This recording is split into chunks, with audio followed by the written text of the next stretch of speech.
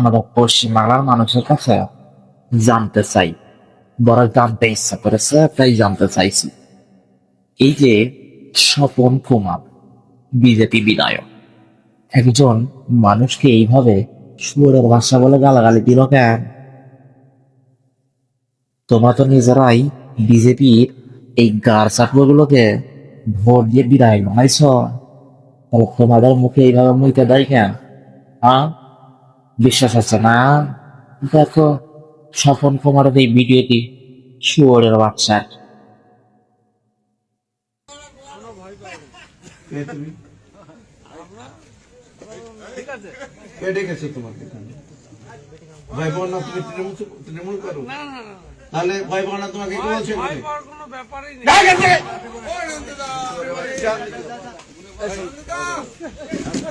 একদম আদর্শ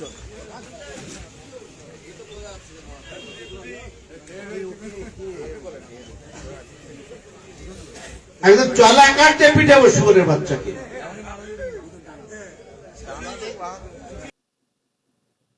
তো আমি এই বিজেপির এই ছোট লোক নেতাটাকে কইতে চাই, চালা কাঠ দিয়ে পিটাই চালে পশ্চিমবাংলার মানুষ যদি একবার কুকুর পিটানো করে থাকবি কিনা?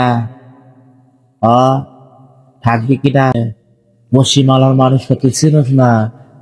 আর যেমন ভাবে ক্ষমতায় নিয়ে আসতে জানে, তেমন তোর পিছনে ভৈরা দিতে জানে।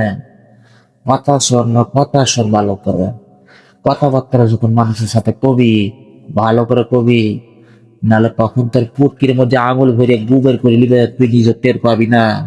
স্বপন কুমার তোরে কইলাম।